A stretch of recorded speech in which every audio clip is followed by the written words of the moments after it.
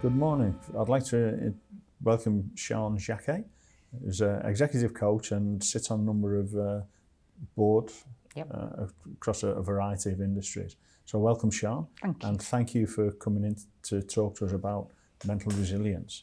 So I think the first question for most people would be, what is mental resilience? How would you define that? Okay, let's look at this from the ABCs. The word that you can hear in the media and the word that I think is on the tip of everybody's tongue is anxiety. Yes, yeah. That we have a physical and emotional sense of anxiety because things are happening that we have no control over. Yeah. Yeah. Now, the first thing I want to say to everybody is breathe. That is normal. You're not stepping out of behaviour. That is how we're made as human beings. When things around us are happening that we can't compute and we have no control over, the result is anxiety. Mm-hmm. The issue is to have the ability to assess where you are on the anxiety curve. Yeah. Yes? Now, what I would be saying is that nobody knows you better than yourself, right? So one of the questions, I'm working with CEOs and boards literally all over the world at the moment, yeah? And one of the questions I'm asking them as an executive coach is, just stand still for a minute and describe to me, who are you when you're at your worst? Yeah, we all know what that person is. Let's call it the dark side, yeah? We've all got it, right? Just stop and reflect. That's how I behave when I'm under pressure, because none of us have lived a life of luxury where we've never had pressure. But at this moment, with this kind of social, economic, emotional, even listening to the news and being communicated with creates pressure and anxiety. Have the base point of looking at yourself and thinking, wow, okay, that is what I tend to do. Now, I'm just going to state the obvious here because that's my job in some ways, just the common sense. The kind of places people will go to is denial. They'll put blinkers on and pretend this isn't happening. Food, alcohol, risky behaviours, yes? When people are under anxiety, they tend to go towards those. And another one, which is, I think at this moment, is one that is particularly going to be, for me, the priority is isolation, right? We are going to be going into different forms of isolation, and socially we're not going to be communicating with people in the way that was our everyday norm. Those are fundamental needs that human beings have, and we do get anxious if we're not able to communicate with people and see them. So one of the first things I would say is, let's just review. The first thing is to just stand still, 5-10 minutes. You don't have to go through yourself psychologically with a rusty penknife, but just stand still, be a grown-up, and start to identify, what do I do? What behaviours do I have when I'm under pressure? Yeah? Yeah. I'm smiling to myself because there is a reason why my children used to call me Shouty Mom. When I'm under pressure, I shout. I become clipped in the way that I speak. Yeah. So it may be as little as that, actually, but that can mean a hell of a lot once you're now in containment with a group of people that we're all going to have to put up with each other. So the anxiety is first look to yourself, then start measuring what information you're going to let coming into your life. I'm as bad as everybody else, right? I'm on social media, I'm looking at the news, I'm trying to find out what's happening everywhere. To a point, that isn't good for us. Choose your trusted information points, yes? Now, whether that's one news feed, certainly. I mean, that's why we're here now. You know, Business North Harbour, that is exactly what you're standing up and saying as leaders. Come under our umbrella, we will filter information, we will make sure you have the best information to hand, yeah? So to manage mental health and anxiety, that's one of the things you can do. Who am I going to communicate with? Where am I going to get the resource of my information from? The next step then is to quantify how much you need. Now, everybody is going to be different, yes? But if you look at the moment, 2, possibly 3 times a day when you do that, but what you don't do is start having an interpersonal relationship with your phone in a way that it is feeding the anxiety because you're just waiting for the next fear. Because what that will do is, psychologically, you will start feeding the fear. Yeah. And let's look about that word fear. It's interesting, isn't it? Because we look at it and we think, no, I don't want to have anything to do with that. What I'm actually saying is lean into that fear. It's real and everybody has got it. It's not just uniquely happening to you. Lean in. That means, where is this manifesting in me? Do I feel ill? Do I have tension in my tummy? Do I start arguments and gesticulating with people in a way that isn't helpful? Yeah. Look at what this is doing to you and learn. It's about self-awareness. Yeah. And if we take it to the next stage,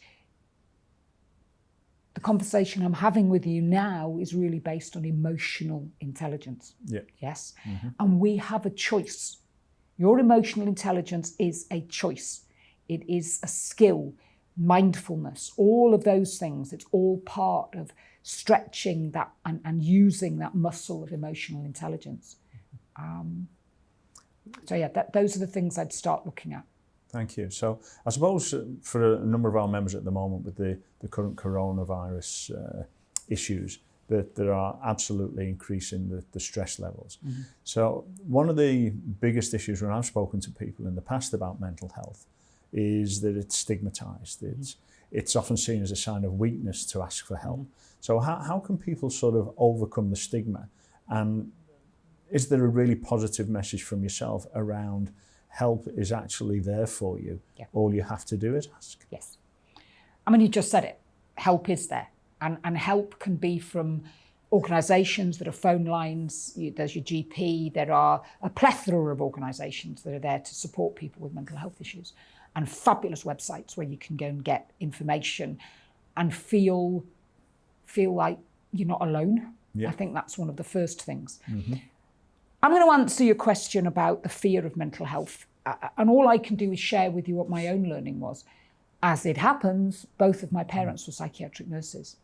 So as a child, I was brought up in an environment, when you asked mum and dad what they do for a living, or other people asked you what they were psychiatric nurses, they were mental health nurses. That's psychiatric was the term they used in those days. I was taught as a small child that our mind is no different than our bones and muscles and everything. It's just part of our human body. Yeah. And sometimes it's put under pressure and it doesn't work very well. Yeah? Whether it's a sore throat or a broken limb.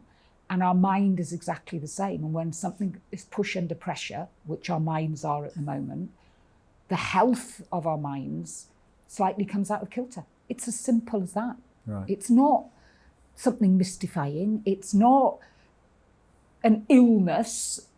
It's perfectly normal. I have never met a human being in my life who has never had a couple of days of illness, or a lot more, or broken a bone, or got a sore throat, or ripped a toenail off. I don't know. We all have physical things. Well, our mind is no different. Yeah? And there are different scales of it. Yeah. Yeah? Yeah. It's interesting that we're even having this conversation in today's world, right? And given that we are at a moment of time in our history in New Zealand that actually is going to define leadership, I want to take this opportunity to share with you the world according to Sian. I don't think that leadership is something that, a few fabulous people for some reason have got magic dust. I actually think that every single human being is a leader. We actually do lead our own lives. And who you are at the moment, whether it's a team leader of an organisation, whether it's the CEO, whether it's a parent, whether it's an elder child, I don't know what it is, whatever little tribes and sub-tribes that you belong to, we all need to find the leader in us at the moment. Yeah. Yeah? Yeah. And that means standing still. Again, very simple thing to say, but it takes a couple of minutes to give yourself some very real self-talk. Yeah? Close down the chatter of catastrophised and this is the end of the world, because it isn't. Okay? You lean in to who you are when you are the best of who you are. Yeah? Who are the trusted people that you're going to speak to? Yeah? And again, I'm coming back to Business North Harbour. What I am seeing and what I am absorbing is a community of people who are here to put their hand up that we're here for you now in the tough times. Yep. You tell us what you need and we'll try and find the resource that will give you the information you want, which is the absolute purpose. Well, if you take that as an example, and if every single human being goes through the same process, what is my purpose at the moment? Yes? Is it to be a good parent because I've got kids and it's okay to do that? Yeah? I would suggest, I'm talking to a business organisation, but let's get real here. Yeah? This is your business. This is what keeps the roof over your head. And this is what you do with your life energy. But nothing is more important than your family, your close relationships, and fundamentally your relationship with yourself. Yeah. Those are the things that I ask you to make sure you prioritise time for. Okay, Yeah. so, and that's terrific advice. The issue, like I say, around sort of the stigma and being seen as a weakness to ask for help. So very often people won't ask for help because of those related circumstances. How then, if people are trying to help each other, how should other people go about some of the things that you've described? So I've noticed that one of my colleagues is behaving irrationally, or so you notice some differences. How do I go about asking, are you okay? Because they're not in a position that they're going to actually tell me. Yeah. So how do I go about offering support? Kevin, you've just said it, haven't you? That's exactly the question. Let me relate it to what I'm talking about, leadership, right? Who are you as a leader in the organisation is one question you ask yourself to how you do that. And the next question you ask is, even if I'm the same level as that person, do I take a leadership role in helping and supporting that person? Because they haven't got the self-awareness at this moment because they're under stress of how they're presenting. What you do is you have the confidence of your convictions and fake it till you make it. It's not easy to say to anybody, okay, no, yeah? Fundamentals are you take them to a private place. You do not do it in front of other people, yes? Yeah. I am a great advocate of doing a technique which is called framing a conversation, yes? So you make false statements before you come to what it is you're going to say. So for instance, from somebody in your position, let's say one of your team is under stress for whatever reasons, yeah, and isn't possibly communicating with people in the way that you would like them to. You would take them to one side, you'd sit down and you'd say something, right. I'm here to give you 5 minutes out because I think you need it. I'm going to share some information with you that I don't want you to be defensive about. I'm here because I want to support you. This isn't a problem. This is perfectly normal. This isn't discipline. This isn't anything. This is just me as a human being reflecting to you where you're at the moment and what it's like to be around you. Yeah. And then again, you frame it in a way of the tone in your voice and the way in which you're doing it. Yeah. And you're not going to end up having the right results. Do you see what I'm saying? It's about lowering it, but framing it. Because if somebody's already anxious, they're not going to hear. One of the first life skills that human beings lose when they're under pressure is the ability to listen. Yeah. So if you're giving that information, slow down how you're speaking, use few words, as in be clear about what it is you're communicating to them. And if you can, always put a teaspoon of humour. Yeah. Yeah. Humour goes a million miles under these circumstances. Yeah. Okay, terrific. So just in closing, are there any sort of final pieces of advice you'd like to offer to people around supporting others or dealing with their own sort of mental health issues? Well, I could sit here and talk for hours with you, Kevin, but I want to specifically speak to your members and your clients. You have all, in different levels and different ways, got a responsibility for a business, whether you're owning it, working in it, whatever it is, okay? What I'm going to ask you to do is, I know this is going to take up the majority of your headspace. I know that this is huge, undescribably huge, yes? What I am asking you to do is try and think of this in proportion. Yep. Yeah. That this is not the end of the world. Yes. There are going to be casualties and there are going to be some very, very, very difficult times for people. Be there for people, but be there for yourself. If you are the leader of an organisation, do not go into a space of, I am indestructible. I have got to carry on. I have got to carry the burden of all of this on my own. You haven't, right? And that is the road to hell. That is the road to isolation, yeah? And if you take nothing else from this, every day when you're cleaning your teeth at night, I want you to find 3 things that you're proud of that you achieved, because the negative will outweigh the positives at the moment while we're under this kind of pressure and uncertainty. Keep focusing on the positives, doesn't matter how small they are. But before you put your head on the pillow at night, put your mindset into, these are the things today I did right. Lovely.